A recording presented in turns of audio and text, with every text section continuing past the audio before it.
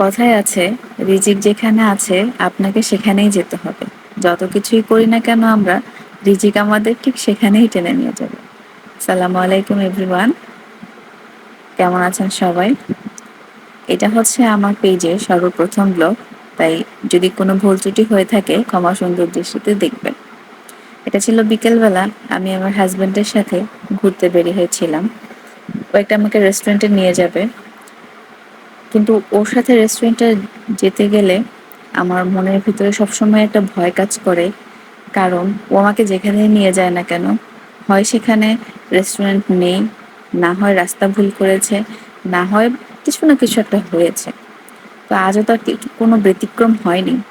তো আজকে যাওয়ার পর যেয়ে দেখি যে রেস্টুরেন্টেই নেই, তারা উঠে গিয়েছে। তারপর হচ্ছে আরেকটা রেস্টুরেন্টে যাওয়ার কথা ভাবলাম বা খুঁজে বের করলাম, সেটাও দেখি নেই।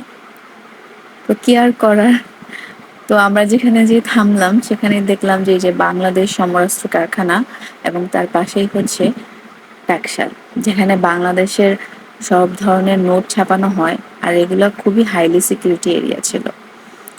আর যেই সমরাস্ত্র কারখানা, এখানে বাংলাদেশের সব ধরনের অস্ত্রশস্ত্র বানানো হয়। তো এগুলোতে তো ঢোকা যায় না, তো কি করব, আশেপাশের এরিয়াতে একটু ঘুরছিলাম, হাঁটছিলাম।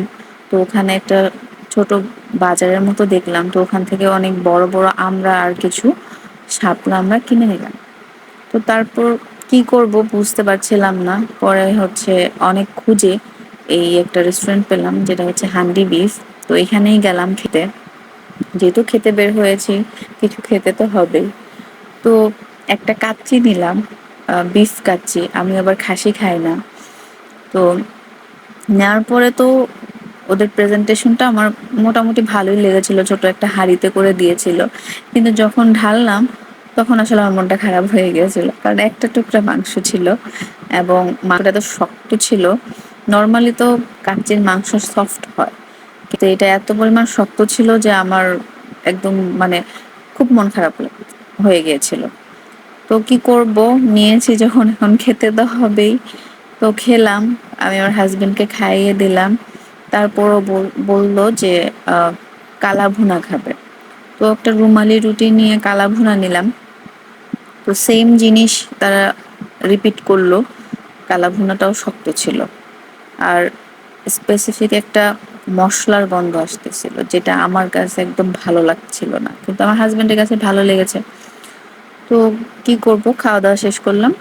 শেষ করে তারপর হচ্ছে আমরা বাসার উদ্দেশ্যে রওনা হয়ে গেলাম। তো আশেপাশে অনেক কিছু দেখতে দেখতে চলে গেলাম। ওর সাথে কাটানো মুহূর্তগুলোই আমার কাছে খুব ভালো লাগে, এক্সপিরিয়েন্স যাই হোক না কেন।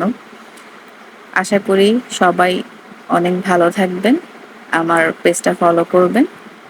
আর সবাইকে শুভকামনা। আসসালামু আলাইকুম।